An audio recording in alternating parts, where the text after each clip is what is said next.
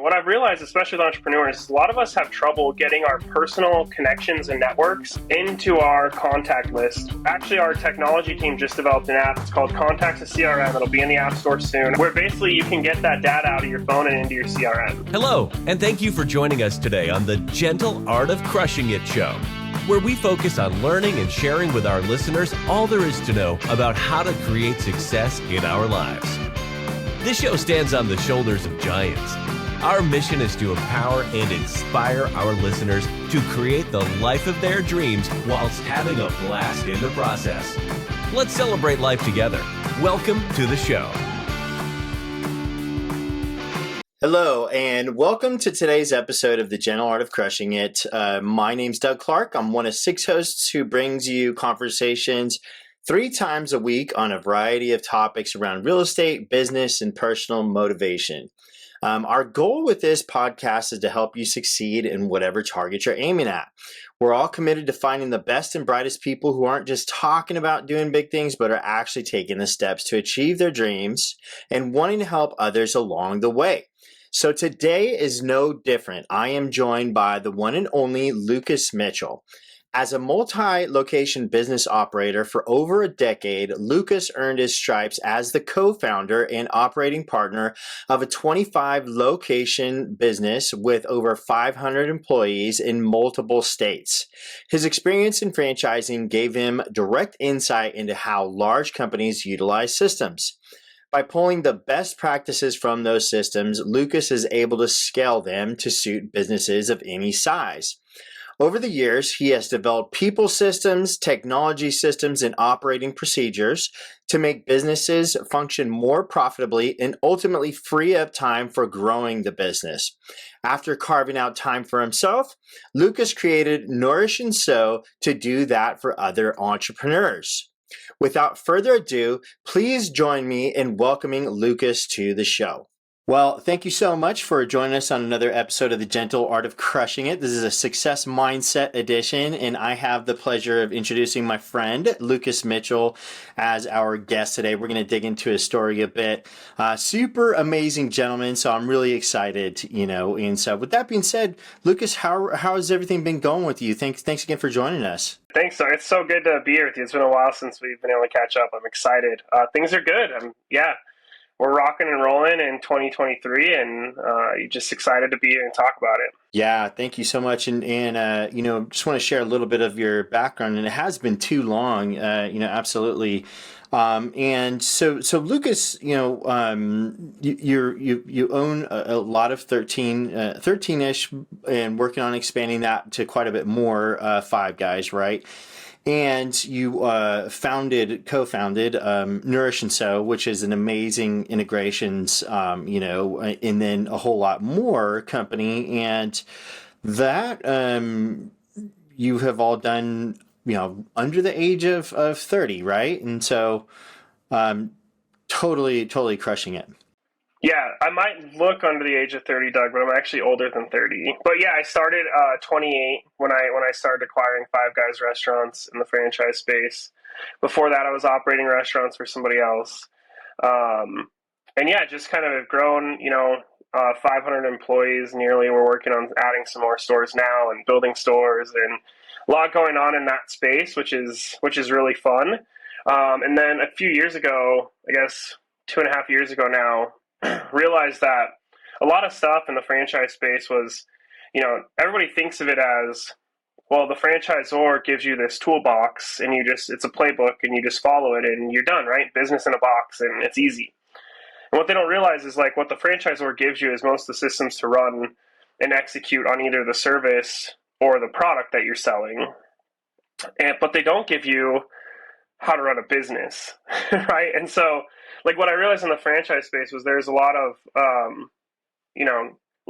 won't call them less sophisticated, but just guys that, were technicians in their field and in their space, and they knew what they did, and they did it well, and they were able to get some scale. But then once you get some scale and you have to start really running a business and enterprise, things get kind of crazy.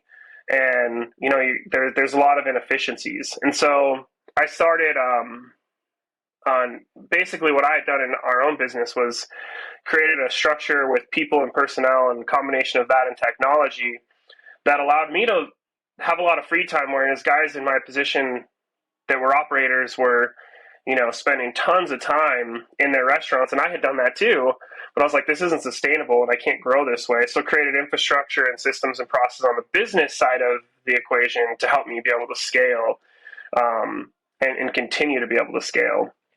And so what I realized was like I had a knack for that. That came pretty easy to me. Whereas there's a lot of people that like just it's hard for them, right? That's a skill set that comes naturally to me.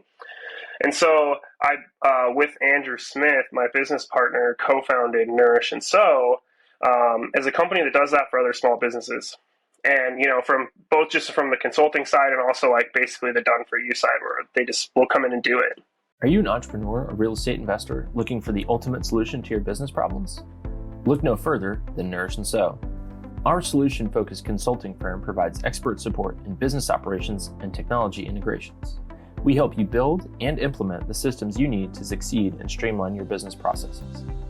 Visit us at nourishandsow.com/crushingit to learn more about how we can help your business thrive. Nourish Sow, helping entrepreneurs crush it every day. Yeah, I love that. And we did have Andrew Smith on the show a few episodes back. We'll throw that in the description. And that's what I was going to say. So you also have been helping Jason Dries, our friend, grow his business on the sort of integrations and systems and all of that, and even hiring, I believe, right, side. And from what I understand from, through Jason Dries and other people and yourself, is that you're essentially a systems, ninja, a business, building master, right? And so I really love that. And, a question that I love too, and you kind of touched on it, but I really love this question. How do you define success for you personally? And where would you say, that I know you already kind of touched on it, but where would you say that you found success? I mean, I guess my definition of success has kind of changed over the last 6 or 7 years, whereas like I used to view success as mostly monetary, like what I've built for myself in terms of assets and wealth and whatever. And I view success a lot differently now. Having been knocked down, beat up in the course of entrepreneurship and realizing that not every day is perfect, I really view success as just being every day a little bit better. And if I'm a little bit better today and I'm not letting like little problems kind of beat me up and get me down, then I view that I'm being successful, right? And if I'm constantly working towards those big goals, whether or not I'm there yet or whether or not I get knocked down and I take 10 steps back, 5 steps forward, it doesn't really matter as long as I'm constantly making forward progress and just trying to be a little bit better every day. Then I view that as success. And I think that also kind of contributes to balance, right? Like that's in all areas of my life. So I'm not so hyper focused on one thing, where other areas of my life suffer. Whereas in the past, that was a challenge for me. Yeah, let me kind of touch on that because that's actually been coming up a lot for me lately where, entrepreneurs that are new to the space and they're able to make it work. It does seem like,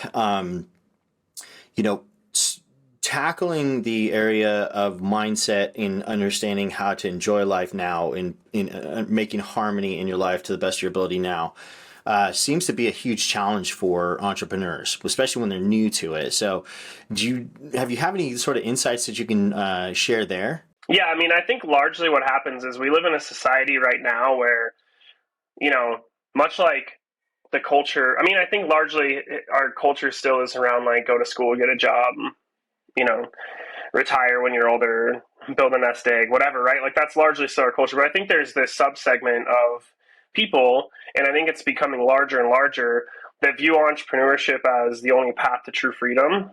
And so the way that that's marketed in society is that it's easy, right? Hire me, build an Amazon store, whatever, go out, no money down real estate, whatever it is, right? And the reality is it can be that easy, but it's a lot of work to get to that point, and it's really hard. And so I think what happens is a lot of people get into this space, and this was my story, right? I know how to run restaurants. I'm just going to go do this for myself. Cool. 40,000 miles on my car later the first year, 25 nights a month away from my family later, I started to realize that like it takes a lot of work to get there, and you have a lot of lessons to learn. Now there are shortcuts, right? And we're probably going to talk about some of what those shortcuts can be. But like And so I think what happens is a lot of people get into it thinking that it's going to be easy, and whether they invest a lot of money or they quit their job or time or whatever, and then they get where like backs against the wall, no options. And that's a beautiful place to be because it creates a lot of success for people when you don't have other options. And that's kind of where I was, right? Like I viewed myself as like there was no entrepreneurship was my only path. I dropped out of college. I wasn't going to get a good job. I have not done well working in anybody else's company ever historically. And I just knew like there's no other option for me, so I have to make this work. And so I feel like a lot of people get into entrepreneurship under this guy, it's going to be easy.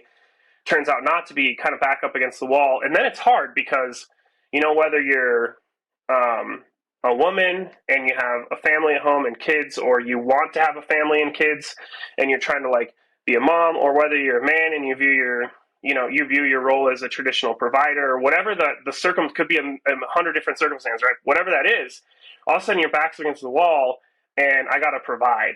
And this has to work, because if it doesn't work, then I'm a failure, because if it doesn't work, then my family's going to suffer because it doesn't work. And so then it's really easy to hyper focus on that one thing, and kind of everything else kind of goes to the wayside, I guess. And yeah, I think that's kind of how it happens. And I think that's why it happens. And then you get to a point where it's like, okay, I kind of got this thing under control, and you start reevaluating, right? Was there a better way to do this? And you kind of iterate upon your own experience. And every time you do it, you just get a little bit better. It gets a little bit smoother. You know the right people to have, the right systems to have up front, the right technology to use. And so you make it a little easier on yourself all the way around, where you can then all of a sudden start to build time for other things that are important. Or you just get to a point where you realize like, it's not that important. I guess if it all falls apart, it all falls apart. And I think that's also very freeing, right? Kind of like the mindset of my back's against the wall, so I have to make it work, is like a catapult for a lot of people. It can also be a catapult to get to the point where it's like, if it all falls apart, it all falls apart, whatever. I'm going to do it anyway, right? And then you like, then what starts happening is like, if I don't do that today, it's not that big of a deal. It'll be there tomorrow. That's when you can kind of get to that mindset, right? Because you're not tied so emotionally to it. Yeah, and I love that, it's taking the pressure out of it, and coming back to, hey, I have my health, I'm still alive, I have my family, and so everything is up from here, right? So I love that, and when you were talking, you sort of made me think, this is. It's very common from the people that I know that are entrepreneurs, and there's that old saying, which I don't know who it's from, but it's very important that when we're investing in ourselves. So you can invest in yourself through college, you can invest in yourself through Tony Robbins programs, for example, or Jason Drees, which is highly recommended. And if you're an entrepreneur, you can sort of take this on even initially, where hey, I am going to figure out how to duplicate my efforts. I'm going to figure out how to build a team. And most people are not even aware that this sort of service is out there. So, as I mentioned earlier, this episode is going to be, very valuable for our listeners, because a lot of, our listeners are already currently running a business or starting a business and growing their businesses. So with all of that being said, in your opinion, why is it critical for business owners and entrepreneurs to, figure out how to build and run effective teams? Well, it's important because you can only do so much yourself, number one, right? And I think the second reason that I can think of off the top of my head is because, you can, like, do you really want to do it alone, right? Like, life's not that fun to play by yourself. In my opinion, some people like that, I guess, but I think humans were hardwired for connection, and doing things together is more fun. And so I think, like, I think from a business logical perspective would be you can only get so big doing it by yourself. And likely you're going to get to a point where you're either going to tap out because it's too hard or it's too much, and you're going to go back to a 40-hour-a-week job, or you're going to get to a size where you're like, hey, this is great money, but my life sucks, and so I'm just going to stay here, or I'm going to downsize a little bit, or whatever. That's the logical business side. And then I think the other side of it is it's just more fun to build those relationships, build those connections, build that team. It makes it way more fun when you play with a team. I agree. There's that, the other fun saying, teamwork makes the dream work. And another an idea that, it's also cliche saying that I love, really opened my eyes when it comes to real estate investing or real estate investing as a business is real estate, is a team sport. And so the same thing can be applied to any business. You can do it solo. And I think a lot of people, we all know entrepreneurs who are working 16 hours a day making their business work, or those people that, like in the franchise scenarios, who buy like a Subway franchise, for example, and they're there all of the time, 7 days a week, 12 hours a day. I don't want that to be my life, right? And so, but absolutely, team sport, I agree with you. We are hardwired to interact with other people. So yeah, I love that. And, one of these questions that I have in mind is I know a lot of business owners and entrepreneurs, have is in the area of when it comes time to hire. So can you tell me a little bit about the concept of hiring, when you grow versus hiring so you can grow? A little bit before the horse before the cart, and vice versa. Yeah, I love this subject. I think it's important, though, to kind of like back up just a little bit and talk about some of the reasons I feel like a lot of entrepreneurs don't hire, right? There's a Greek place next to me, amazing euros. My wife and I take the kids there all the time. Every time I go in, the lady is obviously the owner. I don't know that. I haven't talked to her about her business really, other than we go there and she knows who we are and we're regular customers. But she's always there, sun up to sundown, knows everybody, super personable, amazing customer service, very clearly has a vested interest in that business. She's always there. She's not scaling her business. She's always working that cash register and managing her team of cooks. Amazing lady. Maybe that makes her happy. Maybe she loves to just be there interacting with people. It's plenty for her and her family, and that's enough, and that's great, right? But I feel like using that as an example, the circumstance could also be mindset of fear of letting go of control. Because if I go to build my business and I'm not here to talk to all my customers and make them feel welcome, then I have to trust somebody else to do that. What happens to my store? What happens to my sales? Do my regular customers come back, right? There's a lot of fear associated with that. And then the other part of it is, not only just control, but I don't know how to do it. I'm a technician. I've never had to hire people. I've never had to I've never had to entrust those things to anybody else because I'm a DIYer. I've always done it myself. And so I think that those kind of two things are the reason why people don't. And some people, it's just, they're comfortable, and that's fine, right? For people that just want to be comfortable and they enjoy it and they have a good quality life, that works. But for anyone who wants to scale, that's not going to work. And so you got to kind of get over those limitations, and that comes down to choices. So I think you got to understand first, if you're in fear mode, you got to figure out why you're scared and then start addressing those things first. Like if it's fear of giving up control, why am I afraid? What's the worst thing that could happen? If that happened, would I be okay? And kind of go down that path of, evaluating that, where that fear comes from, and then kind of saying okay, cool. At the end of the day, what you're going to come to, if you do that exercise, is it's not going to be that bad. It's not going to be that bad. And you just move on. And the upside far outweighs the downside. So you got to kind of start there. And then you determine I'm honestly kind of the opposite, where I'm no fear, to a certain extent. I'm just go, which can bite me sometimes. But I kind of just gotten over that, where it's I don't want to be the person doing all the work all the time every day. I want to be building things. I want to be building a team. And so kind of the opposite thing. So anyway, after you kind of make the decision that, okay, I'm over those fears, I want to build my team, I want to hire, then it kind of comes to your question, when, right? Do you hire because you need to hire, or do you hire because you want to grow? And, I think it largely depends on the type of business and what you're doing as to which one's best for you and what your goals are. A lot of businesses can get by of, okay, I'm in a service business, I'm a consultant, I'm a real estate investor, whatever it is. It's I've got X demand on my work and X responsibilities, and I can handle that on my own. And once I get to a point where I can no longer buy more properties, or I can no longer service more clients because my time is capped, it's time to bring somebody in, it's time to train them. And that's a very logical path, right? A lot of business owners follow that path. What happens is it slows you down, right? Because it slows you down. And then the second part of that causes a problem is once you get to that point where I don't have any more time, I need to hire, what ends up happening is then you have to invest your time in that new person to get them up to speed to be able to duplicate your work or have them take on responsibilities. And so now you add a workload, or you now neglect some of your other stuff, so there's a drop in business, right? And so what happens is a lot of people kind of get to that point where it's like, okay, now I have to do this, and it's a crossroads. And so now you're adding more to your plate when you have to bring someone higher, whatever.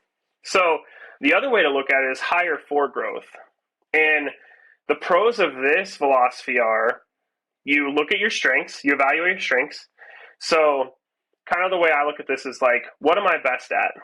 Well, what I'm best at is giving high-level overviews, telling people kind of general concepts of what to do, and building relationships. I'm charismatic. I'm a great salesperson. Even though I don't think I am, I just naturally have that kind of personality. And so if I go out and build the relationships and build the community, then I know I'll grow my business faster. So if I get stuck in a technician role doing a lot of the work, I'm handicapping my business, right? And because then I'm not able to do what I'm good at. And so what you have to do, though, is you have to decide that that's the path you want to go down, because it does come with sacrifices, right? It means you're going to be investing resource into your business on the front end, and probably largely are going to be investing resources that maybe you don't even have yet in terms of dollars or equity or something, some component to compensate somebody to help you, whatever that is. You're going to be kind of giving that stuff up on the front end maybe before you have the growth to support it. What that also does, though, is it also allows people to learn along with you, which this is kind of something I think kind of goes under the radar. So I'll use the example of Nourish Sow. Andrew and I co-founded the company, and I say that because I started Nourish Sow, and I got one client, and I hired Andrew. And I gave him equity and brought him in as my operating partner, and he helped me build the company, from what it was. We had one client. When I brought Andrew on, that one client could afford to pay his salary barely, right? And so I brought him in. I wasn't taking anything. And then kind of what we've done is, we've hired when we get to a threshold, and we have a lot of different systems we use now to measure this and kind of measure, capacity of our team and all sorts of stuff like that. But initially, we just kind of hired for growth. We're like, okay, if we want to bring on 5 more clients next quarter. Okay, cool. We're going to need this staff. Okay, bring in the staff, hire the people, build the team so we can do it. Now let's go find the business to support the team, as opposed to find the business, then build the team around it. And that's allowed us to better service clients, and it's allowed people to learn along. Like Andrew knows my business inside and out probably better than I do, because he's been along for the ride since day one, and he's helped me build it versus me having to teach it to him later on. It's a little riskier. It's if you need the income now, it might not work for you, but you got to just understand what resources you have. Some people might need to start doing as much as they can themselves and, use freelancers and overseas talent to keep costs down and just kind of try to make it work until you can afford to hire that first person. But if you have the opportunity to build something and you really want to build for scale quickly, we went from 0 to $1 million in revenue in under 12 months, which was our target. In order to do that, though, we had to build the team on the front end to support that growth, right? And everybody had to build alongside us. And that's kind of the other option. So I think largely to answer your question, hire for growth if you want to grow fast, but you got to understand that it comes with risks and it's going to require resources. Hire, more to support your growth. If you're in a traditional business model, you're not so worried about accelerated growth. Maybe you're more risk averse, and you just kind of want to build slowly and stable, and that's what you want to do. Then do it that way. I don't know if you could tell, but I'm a big advocate for fast growth. Yeah, no, absolutely. And I think so. Kind of back to where, hey, you need to invest in yourself. Even if you're buying a franchise, they could be $250,000, right? So for you to work with a consultant or an integrator such as yourself, that's going to require some capital. However, you're not only investing in yourself, you're investing in your business.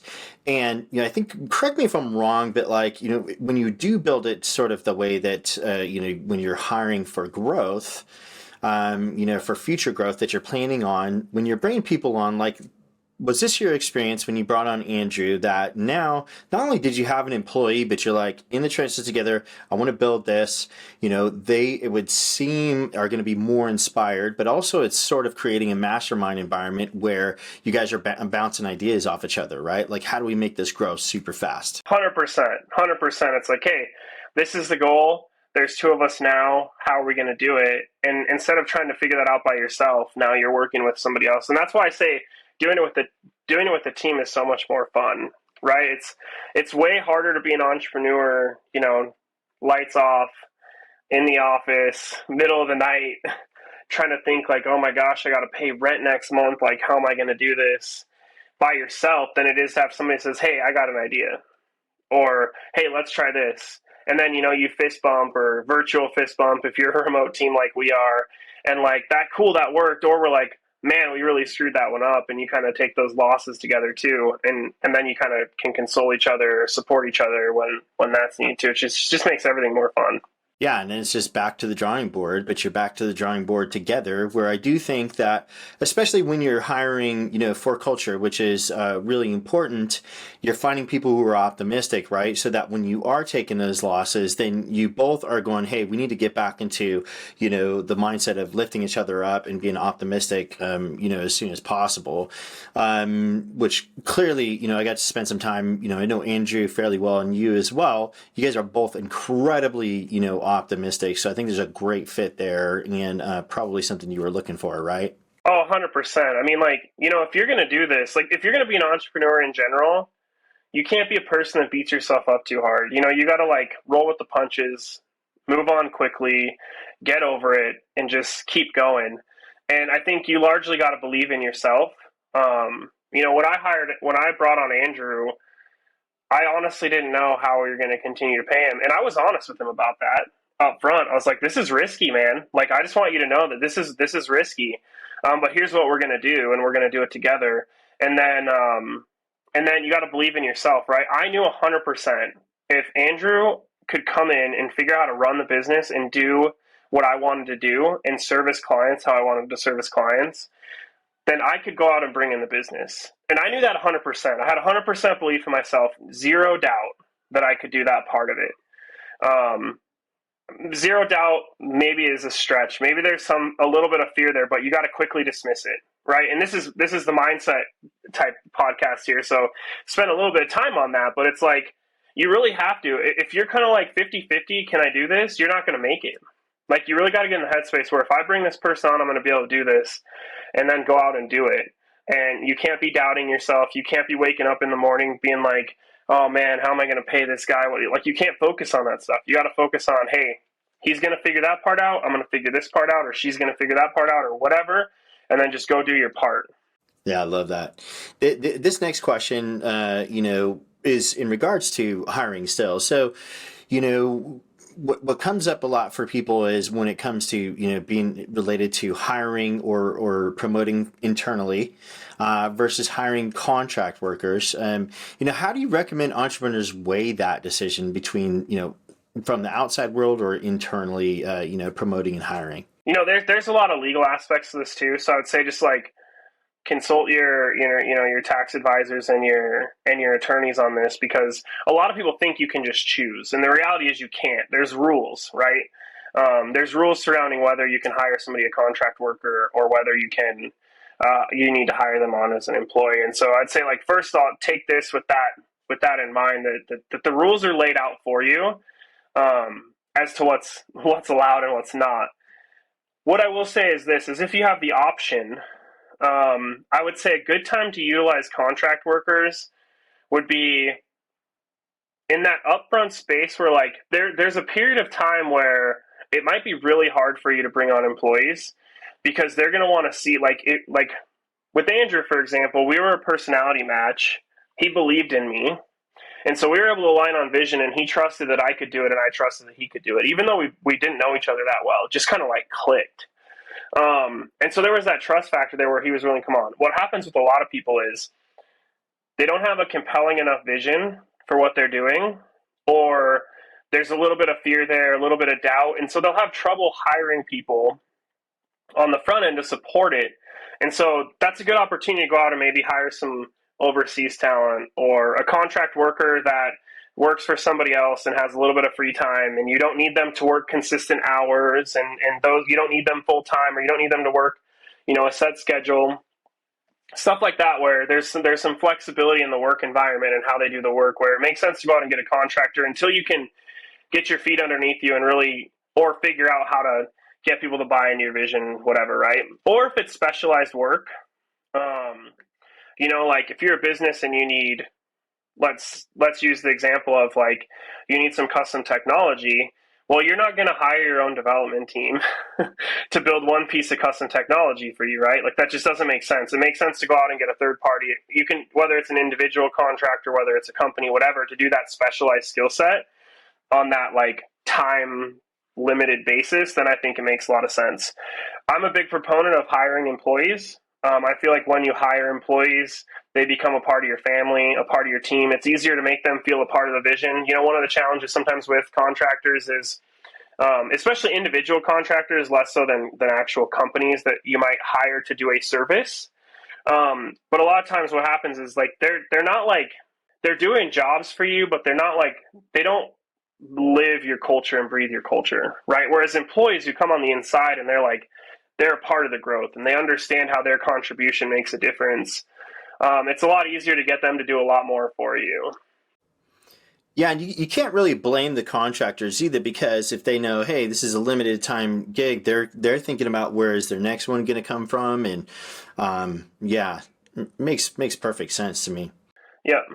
And so I think, but there's two categories of contractors, right? There's like the individual contractors you might hire for a limited time, and then there's like, I need a service done, or I need to build infrastructure, or I need, this process identified and built for me, where you can go out and hire a company to do that. That's a little different, right? Where they come in and it's like, we're going to do this thing for you. We're going to help you do X, Y, and Z because you need it, but it's critical to your vision, but how we perform it and deliver it to you isn't critical to your vision. Whereas like somebody like that's coming in to answer phone calls, if you're a real estate investor for you, like, yeah, you can hire a contractor to do that, but are they really incentivized to build your business, or are they just there to answer the phone?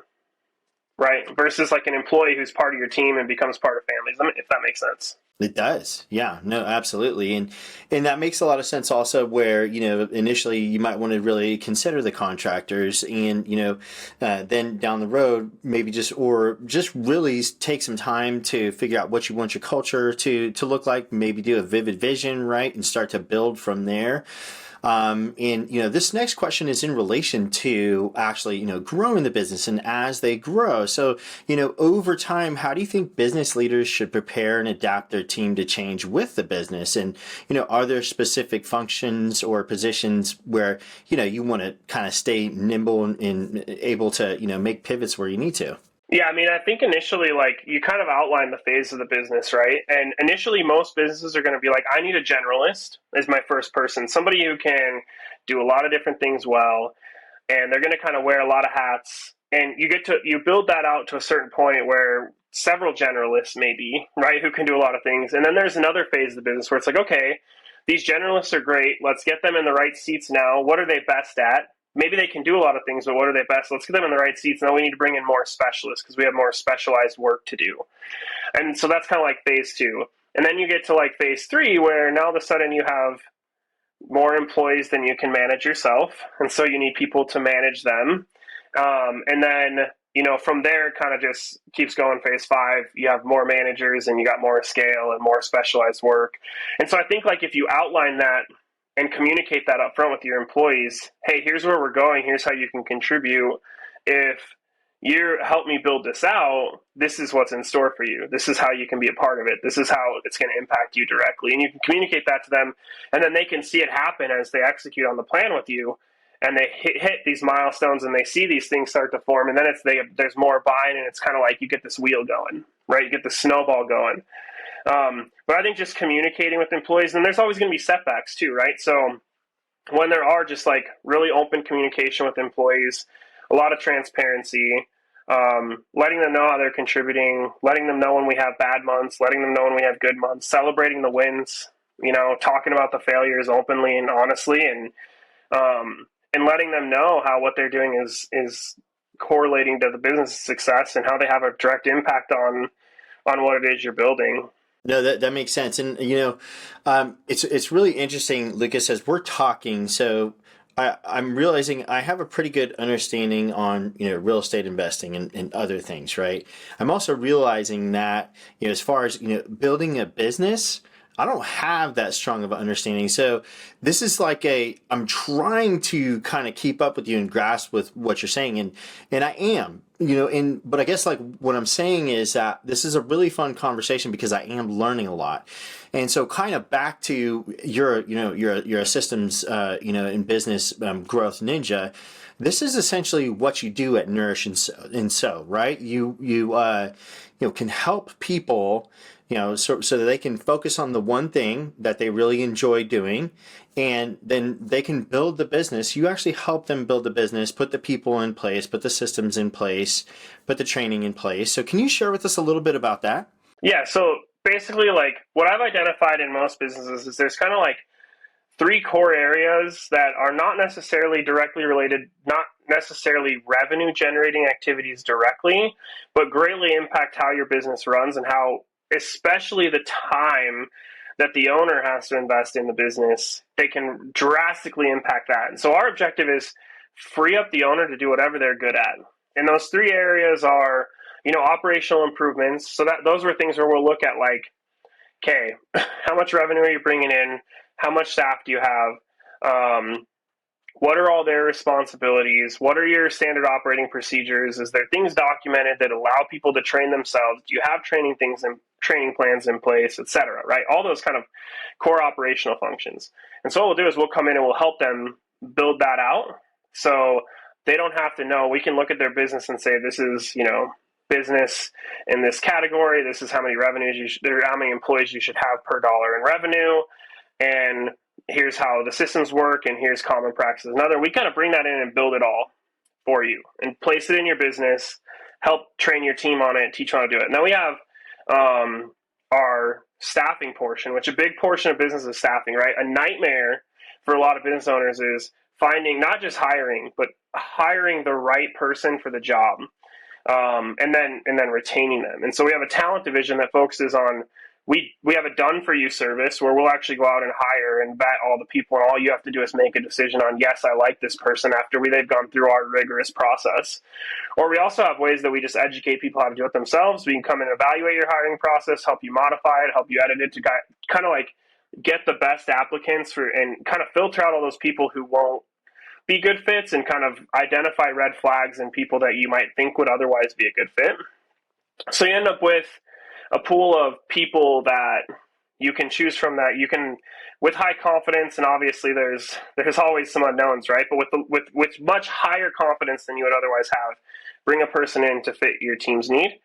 And so we educate people on that. And then we have the done for you service. And then the third component of that, which is where a lot of businesses can leverage even more so than they're aware they can, is technology, right? So managing people is very hard. Like it's constantly hands-on. If you get the right people, it's easier, but it's still, there's a level of it that's managing, and there's always room for human error, and we're imperfect, right? And so utilizing technology to simplify human processes so they're kind of foolproof, easier on your staff to do. The staff can be more productive or spend their time doing higher producing tasks or activities, utilizing technology. So we have a technology division that does everything from just evaluating common tech stacks, like what payroll provider do you use, and how do you pay your employees, and how do you manage your employees, and how do you do simple things like employee communication and evaluate how that all works together and make recommendations, or like do simple things like a Zapier integration that needs to happen to allow files to go into the right folder, but you don't have time to do it yourself. Simple stuff from that all the way up to custom software development, where it's maybe a little bit larger business or a niche business that existing off-the-shelf software doesn't exist for, that does what they need to really streamline their practices and save time. Those are kind of the three core areas that we focus on. And yeah, we try to utilize a combination of those depending on what the business needs to help set that entrepreneur up for success. So they can go out and focus what they're good at, which most entrepreneurs is building stuff. Yeah, sort of, like being the visionary side, right? Yep. I love it. And yeah, let me ask you this. So, do you have any, resources that you'd love to, share with our listeners? Yeah, so kind of on our hiring strategy, we just released a playbook. It's super comprehensive. The team did an amazing job putting it together. Super well done. Tons of information in it that will just kind of help you evaluate your hiring practices. If you read it from top to bottom, you'll be able to do it yourself. It's a free resource. The link to that is nourishandsow.com/playbook. And then obviously, we have operations and technology support if you want to learn about our other services, nourishandsow.com/crushing it. And then obviously, we're on social media. We always try to put out a lot of value added content there. So you can find us on our social media handles as well. Yeah, and I follow you closely on Instagram. And I also wanted to say, yeah, super great content. So I have experience recruiting. I also have experience working with Nourish and Sow. And so what I want to share with the audience is that recruiting is difficult, even if you're working with a large company that has a large budget and a lot of candidates to sort through, and you find the awesome, shining golden candidates. Even some of those, after they've been identified, are going to fall through. They'll break your heart at the last minute, right? And decide to take another position. It's just life, right? So that playbook, I highly recommend it. I also highly recommend having a conversation with Nourish and Sow if you're interested in any of their products, because like I said, I've worked with Nourish and Sow for about a year now, just about, and super always readily available, and just amazing systems that are put into place.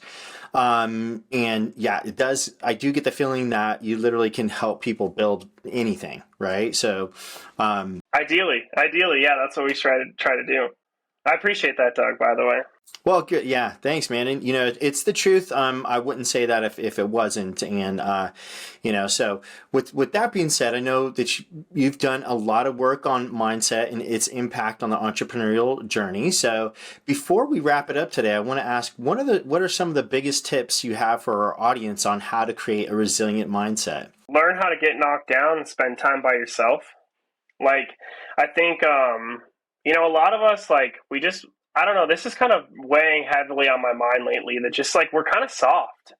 I don't know what's happening in our culture, and I'm not saying everyone needs to be hardened, right? Because I love soft acceptance and all the beauty that comes with that. But I'd also say just like, a lot of things that we make a big deal just aren't that big of a deal. And I think I've kind of learned this through running restaurants, where it's like, if I let little things bother me, like the millions of fires that there are to put out every day in the restaurant business, I wouldn't be able to do anything else. And so by focusing my energy on that, I'm like, my time opportunity is just sucked into negativity. And so they're going to happen. Bad things are going to happen. They happen to everybody. It's not personal. It's not anything wrong with you. You're amazing, and you're capable, and you're enough. And just go out and do it. Like, don't let that stuff bother you. It's going to happen. It happens to everybody, and it happens to good people all the time. So just go out and do it. It really does. It really does. And, I love that. And you kind of mentioned earlier, how if you're the kind of person that wakes up and you're thinking, how am I going to get this employee paid, as opposed to taking your time and focusing on, what the future has in store and what you're working towards, it's going to affect you negatively. And I think that as people are going into the entrepreneurial space, it's incredibly important that you are focusing on your mindset, right? And what is a success mindset, or what is an optimistic mindset?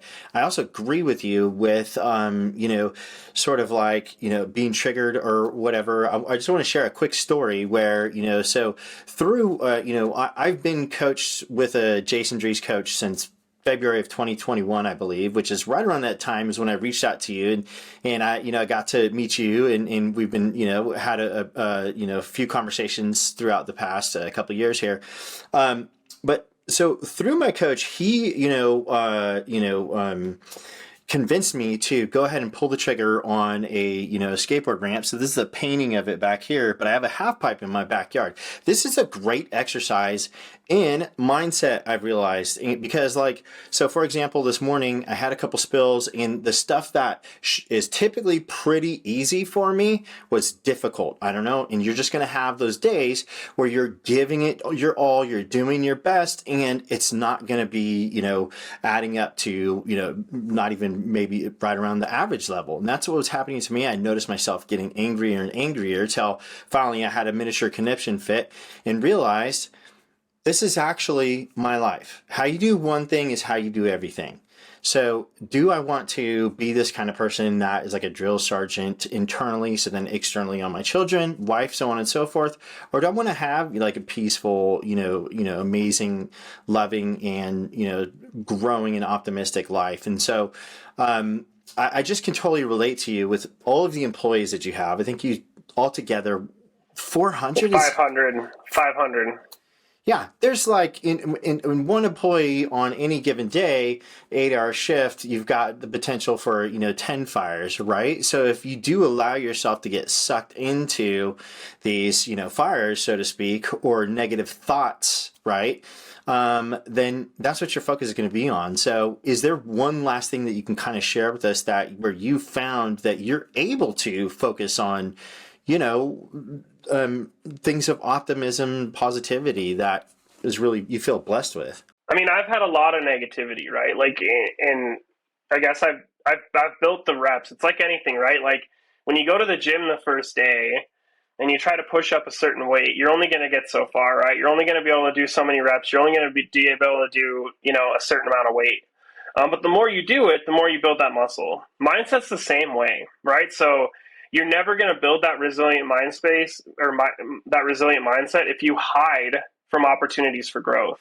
If you stay in your comfort zone, you're never going to hit those opportunities for growth. So I've consistently pushed myself out of my comfort zone. I've been terrified. I've lost sleep at night wondering how I'm going to pay employees. I've done all of those things. And every time I've done it, now I'm able to sit with it for a second and just realize, what does this mean? Or why is this making me upset? Or why is this triggering me? And what I usually find is either it's something internal, like it makes me feel like a failure, or what if this bad thing happens, or maybe they're not going to think I'm good enough because I couldn't do this, or whatever that thing is. Normally it's something like that, and I'm going to just be like, dude, you look at what you've done. Look at what you're capable of. You can do anything. You're limitless. And when I think about it from that perspective, then it's easy to get back to, okay, cool, what am I going to do next? I could sit here. I always have a choice. You're always a choice. I could sit here and focus on this. I could sit here and let it really weigh me down, or I could put one foot in front of the other and I could figure out what's next, how I react to it, right? And so go out and build the muscle. Put yourself in situations that are uncomfortable. Build that muscle. Take your time. When you feel beat up. Feel it. Really embrace it, and then figure out why. And then next time it happens, it's going to get a little easier to get out of that slump. I love that advice so much because, for example, if you're someone who's super negative right now, just know that you can become way more positive and become super positive, right? But it will take practice. It will take putting those reps in and having those fires come up internally and then putting them out, walking yourself through it, right? So I love that so much, man, and just great advice. So, as we're wrapping it up here, I can't let you go without the final, question. So that we ask all the guests, which is this. So based on what we talked about today, would you mind sharing with us one, book recommendation and one, technology recommendation? Could be an app or something that you in Nourish and Sow have had, great success with using. Yeah, so I think right now I'm going to kind of focus on mindset book instead of business books. So I'm kind of into those right now. The 4 Agreements is amazing. For some reason the author is slipping my head right now, but it's very simplistic way to look at, why we're so reactionary and, kind of like what we're talking about with negativity and positivity and how to get there and whatever. It kind of just gives you a really simplistic reason of or way of looking at why do certain things make you feel the way they do, and what are those kind of rules that have been ingrained in us since we're children that make us feel certain ways. And once you understand what those are, it's really easy to recognize when they're happening to you and just kind of dismiss them. And so that's my book recommendation. Technology recommendations a little bit harder because I think it's very dependent on your business. But I would say like almost every business can benefit from like a really good CRM just to keep track of data. And CRMs are much more than people think they are, right? I don't think it's customer relationship management, which it is, but the CRM can be the entire lifeblood of your business. Everything can flow through it. It can do a lot of stuff for you that you probably don't know it can do, or don't know how to do with it. And so, investing in a really good CRM, regardless of industry or profession, is probably the number one thing people should be looking at doing. Yeah, sure beats the heck out of a Rolodex, or, most people probably don't know what that is, or a notebook, right? Actually, can I plug really quick, Doug? We're actually getting ready to roll out an app. Just speaking of CRM, we're getting ready to roll out an app where it's called Contacts of CRM. And what I've realized, especially with entrepreneurs, is a lot of us have trouble getting our personal connections and networks into our contact list. So we're like scrolling through, like it's easy to exchange business cards on a cell phone now, right? Like boom, tap it or scan it or whatever, and you got everybody's contact. But then what happens once it's in the phone? And then it kind of gets lost and you don't follow up with people, right? So actually our technology team just developed an app. It's called Contacts of CRM. It'll be in the App Store soon. I think you might beta tested it or will beta test it, Doug, where basically you can get that data out of your phone and into your CRM. And get them into like some sort of journey for personal connections or maybe people you want to talk to in the future, but just to stay in touch with them and kind of automate that process. Super simple app that we're doing. So technology plug, there you go. Watch out for that. No, and I love that. And you know what's interesting is, when I think Andrew reached out to me, or maybe it was you, about beta testing, and I am going to be doing that in the future. Super excited. Right around the same time, I was like, I have to create or start using a CRM like HubSpot, or just at least an Excel spreadsheet. But the Excel spreadsheet is sort of the same old thing. Once the contact is in my phone, if I don't make regular contact with them, I will sort of forget that they're in my phone, because each of us probably have at least 100 phone numbers in our phones. And so, having a CRM that will give us notifications, hey, when's the last time, you've contacted your friend Lucas, for example, something like that, so that you can stay, because networks we're really talking about friends that we do business with. It's so important. And, that old saying, your net worth is your network, or vice versa. So yeah, I'm super excited to test that also, and really looking forward to it. Yeah. I got a vision for it. You want me to share really quick? This is kind of how I think. Might be cool insight for your users, for your followers here. Like when I thought about this app, I imagined this, right? Go to a conference, you meet all these people, you maybe collect personal business cards, or maybe you tap and get them on your phone, whatever. And then what happens is there's nothing, you don't do anything with them. Or maybe you're really disciplined and you go back and you personally email every single person that you met. And maybe you met 50 people while you're at this conference, right? Which is a lot of work.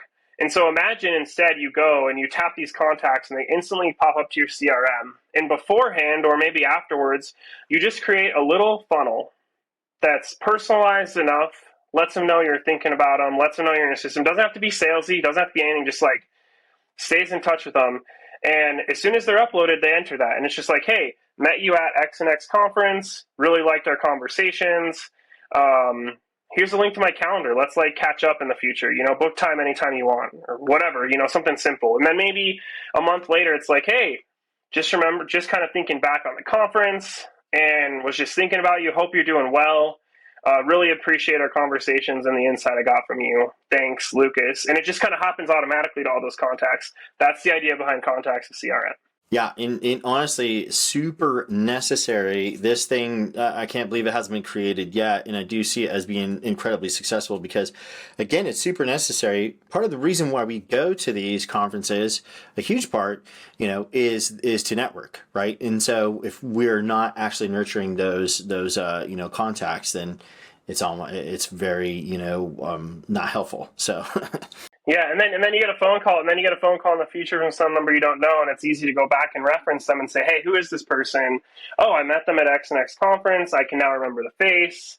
I remember our conversation. I've got everything kind of there for me, so I can go to that conversation and really build that relationship. And it's, some people might argue that it's too systematic and it's not personalized enough. But in my mind, it's like you're not doing anything if you're not doing that anyway. So like, it's taking that little bit of effort to even set that up in the first place to be able to talk to people, I think is is more than most people do, right? I think it's awesome. Yeah, and most people also who are out there networking and intentionally building these relationships are incredibly, I almost want to say the word forgiving, but that's not the word, gracious, and like, hey, no, I'm so glad that you thought of me. Let's connect. Everybody, who's trying to further themselves in personal development and grow their businesses, knows that iron sharpens iron, and that we all get a lot out of interacting with each other. So I love it. It's on somebody to make that connection continue to happen, right? And whether it's automated or not, it's still a sincere connection. It gives you the opportunity to continue to build that relationship.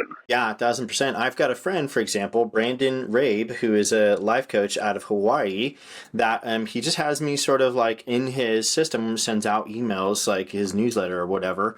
And I appreciate it. I say, hey, man, how are you doing? Just based off of that. So it could be, it will be effective. And I'm looking forward to it. Cool, Doug. Thanks for letting me plug that really quick. I appreciate you. Yeah, well, thank you so much for jumping on this, podcast episode with me, Lucas. I really appreciate you, and I kept you over super long, and so appreciate your time. You've been very generous. I think this was an amazing conversation, a lot of mind blowing moments for me. So, want to thank you again for joining us here. And with that being said, we'll go ahead and sign off another show of the Gentle Art of Crushing It. Thanks, Doug. Thanks for joining us and being a part of our conversation with Lucas. We've gathered all the important links from today's show into handy show notes below, so make sure to check them out. Now, if you found any value in our content, we'd love your help in spreading the word. Could you do us a favor and share it with someone else, please? Your support means the world to us, and together we can inspire others to achieve greatness. Here's an interesting fact. Nearly 98% of our listeners haven't subscribed yet, and we'd be incredibly grateful if you could take a moment to hit that subscribe button on whatever platform you're using. It's a small action that goes a long way in supporting us. Thanks again for tuning in, and guess what? We now have new podcasts coming out 3 times a week. So don't just be a passive listener. Let's embrace the work we are meant to do and make each day truly amazing. Well, there you have it, ladies and gentlemen, another episode of The Gentle Art of Crushing It. It was an amazing episode. We know we sure learned a lot, and we hope you did as well. We want to take a second and thank you so much for viewing or listening to this episode. And please just know that we only ask for one favor, and that is to make this life magnificent. Thank you, and have a wonderful day.